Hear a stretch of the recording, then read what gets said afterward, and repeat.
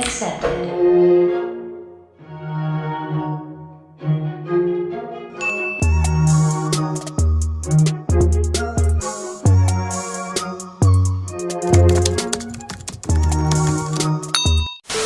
Hey guys, it's your girl Cameron and I'm back at it again with another video. And today we are going to be doing a social commentary on sex appeal and the female. On my channel, I've done quite a few commentaries on women, body types, beauty standards, and trends. Now in this video, I'm going to be calling it X appeal because YouTube is really shifty about certain words and I'm trying to get monetized. So if I'm not saying that word, it's not because I'm trying to be a prude or I feel uncomfortable saying the word. Nah. This is business, okay? It's a hot token term that I've been hearing recently in the past few months, with the likeness of people like Chloe Bailey, with the likeness of people like Meg Thee Stallion, Nicki Minaj. All of these people, we're constantly trying to figure out what makes this person desirable. Is it authentic? Is it inauthentic? What even is it? This brings me to a post that I saw about Angela Simmons, and I'm just gonna post it on the screen. We will dissect it further in the video, but this was the impetus for me because people were coming out of the woodwork. Before anyone says anything, yes, this is a real conversation that people are having, and Angela recently went viral again for some gorgeous pictures she took. And everyone's praising her natural body, and it's been a huge topic of conversation. But the sex appeal word has come up again. I'm posting evidence because I know someone is going to be in the comments saying I am making this up. I promise I am not making this up. And I'm kind of like, this was so unwarranted. It was so unnecessary. And I noticed it was a lot of women who were coming for her and judging her. This is purely examples, and I'm using this through a real life lens to drive my point home. We're going to go through a brief history of the word and the term. We're going to talk about what that means for Black women specifically, because I can speak to that experience personally. And we are just going to make it like this full circle moment. So like, comment down below. What do you guys think about this topic? What does X appeal mean to you? And please hit that subscribe button if you would like to see more social commentary like this. Thanks for watching, and let's just get straight into this long video. Grab a snack. Please grab a drink, because I'm warning you guys, this might be a long one. Okay, let's go. Cheers. So PSA, before I get into all of this, I want to make it very clear. This is not an advice video, okay? I'm just talking about the word, giving context. Please don't take that as this is me trying to say how women should be. I hate that. Now that we have that, what is X appeal? Basic definition, it is the quality of being attractive in a sexual way. So the point of X appeal is its sexual or sexual component. It's simply rooted in if men want to with you. That is one of the most crass ways that I can put it. There is a reason for why this is important or why people place value in it. And a lot of this is actually rooted in procreation, right? A lot of this is rooted in what human nature is, and what we were put on this earth to do is to procreate.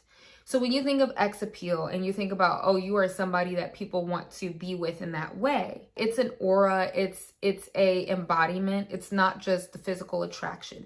However, certain beauty standards and ideals can seep into what X appeal does mean, right? It's also relative. Similar to how we look at attractiveness, there is somewhat of a scientific component. I found a scholarly article by Gordon G. Gallup and David A. Frederick called The Science of Sex Appeal, an Evolutionary Perspective. It says, growing evidence shows that features we find attractive in members of the opposite X signal important underlying dimensions of health and reproductive viability. And studies show that men have found women technically more attractive during a certain time of the month. We're taking away some of the social definitions, but we're starting to look at it from a scientific point of view, or like an evolutionary standpoint. I compiled a list of the most common attributes that people would consider X appeal. And keywords in the scholarly article included facial attractiveness, body configuration, voice, muscularity, body fat, etc. And actually in this article here, it says across the board, the men said that they preferred the higher pitched voices, an unconscious indication of fertility. So that kind of goes back to that scholarly article. There is something deeper going on. And touch, of course, body type and looks of lust. And this reminds me of the gazing trend that a lot of women are doing on TikTok right now. Like, how can you seduce a man without saying anything? It's all in the eyes. And some of these are ways to generate sex appeal. This goes beyond physical attractiveness. This includes attributes like we said, voice, touch, smell, like if you smell really nice, and your attitude, so your confidence, how you carry yourself.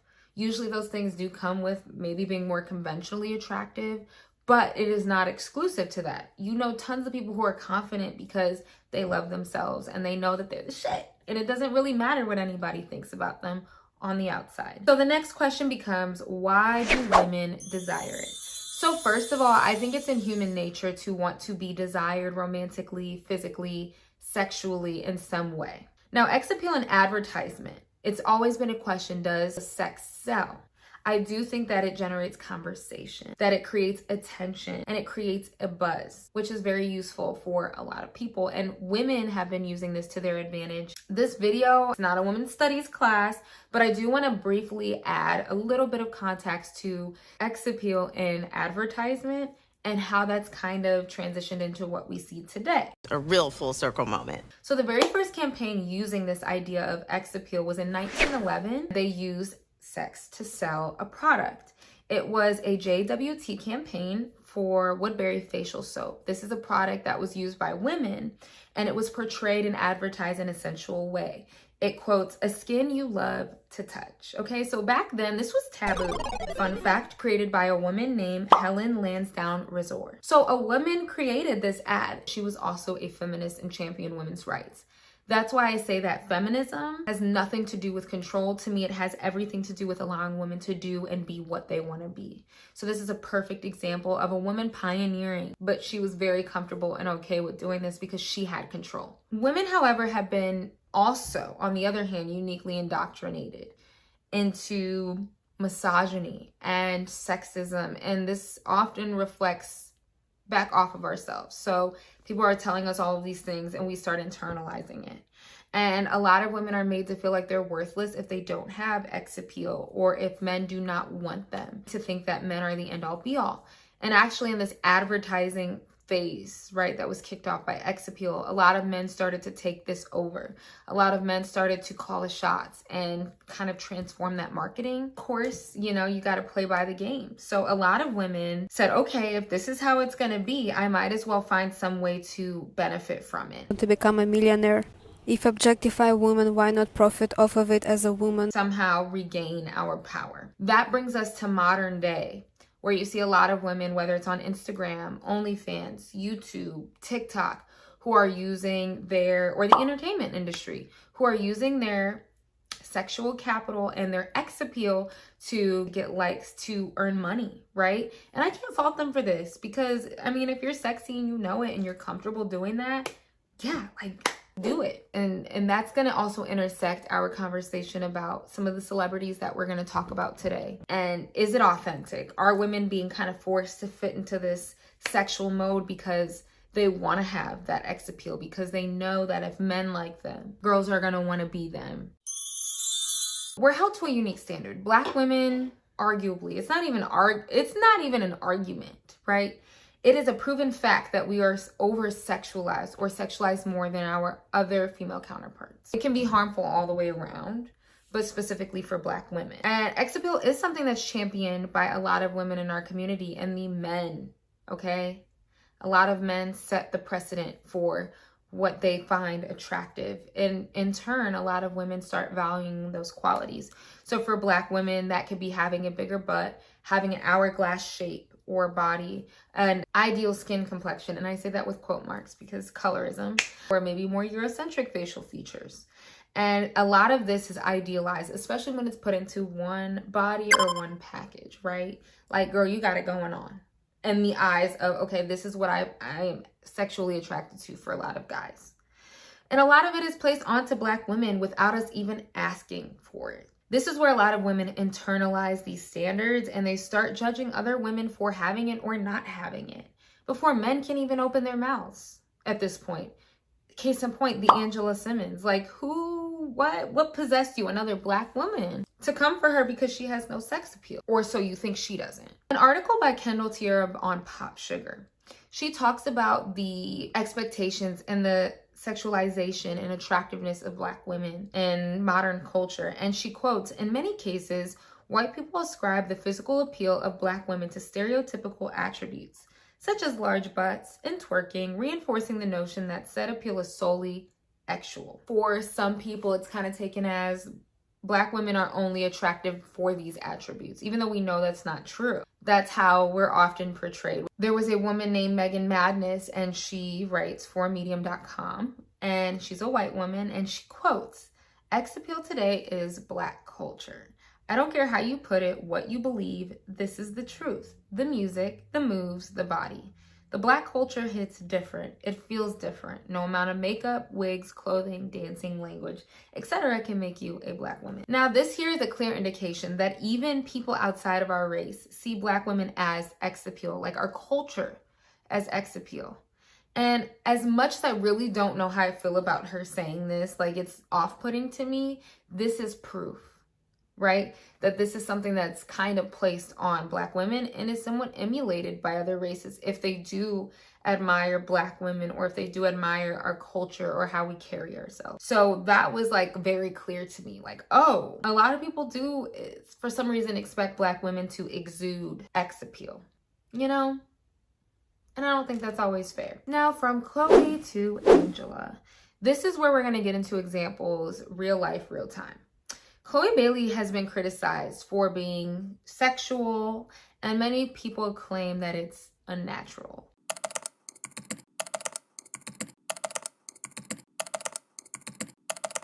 And back to the article about scientific evolution and sex appeal that I mentioned earlier. One thing that they mentioned was dishonest signaling. And this can be seen through body language, speaking voice, movement, right? Like people can kind of detect when they feel like something is dishonest or inauthentic. And some people have experienced feeling this with Chloe Bailey.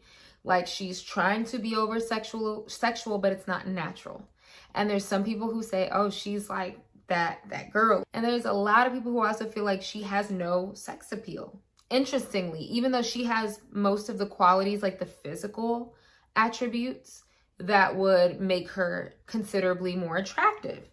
And then you have Angela Simmons, who was brought up for not having sex appeal for whatever reason. All she was doing was taking a picture in a bikini. And maybe people felt like she didn't have any, maybe because it's the way that she was standing or her body language. But whatever it was, people felt the need to point that out. Now, one thing I think is a factor that you can't ignore is that both of these girls kind of have a good girl image in a way. We both watch them grow up and to some extent. And naturally, we see this with child stars or people who have grown up in the spotlight. It is very hard for people to see them a certain way once you've been introduced to them as a kid. With Chloe, people felt like overnight, like she turned into this goddess that coincided with her budding solo career, right? There was a lot more like sexual movements and sexual talk. And some people felt like it was convenient and claimed that it was the sex sells model that a lot of women in the entertainment industry, specifically a lot of Black women, start to fall into, whether it's authentic or not, but it does sell for a lot of Black women and women, period. And then in Angela's case, it was completely unprovoked, right? And this is a great example of women being some of the main culprits for policing or calling out girls like, girl, you're not sexy, no, you're not this. Because a lot of the time, it's a way for someone else to make themselves feel better about who they are or what they look like. So in one case, we have one girl who openly really embraces her sexuality through dancing and singing and videos. And then the other, like Angela, who did grow up on TV and is now a mother and is posing on Instagram in a bikini. And that brings a whole other conversation. I think a lot of people feel like when women have babies and become mothers, like their sex appeal card is revoked. And I feel like there's some subconscious like bias happening that maybe that's where some people were coming from, which is not fair. The last section of this video to me sums up why we point out when women don't have it. Why is that like such a topic of conversation to bring up? Well, I think that people and women internalize what sex appeal is supposed to mean for Black women.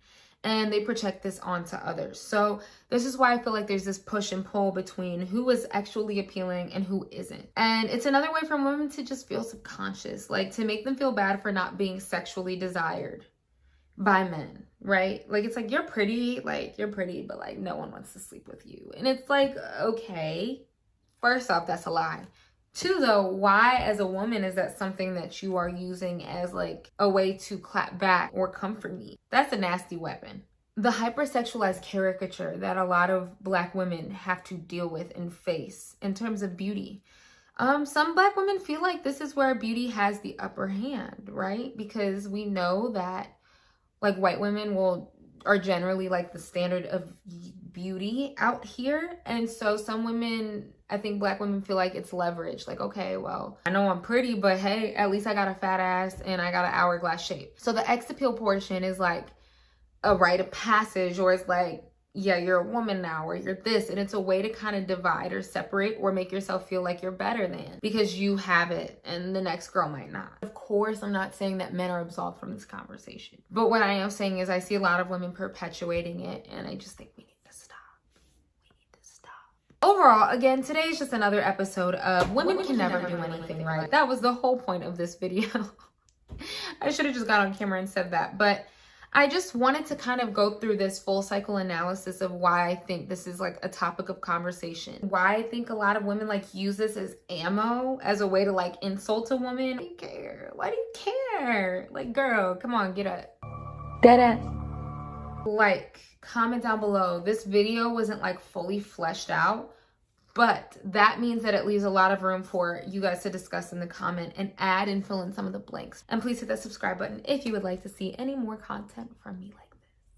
Thank you guys so much for watching, and I will see you in my next video. Bye.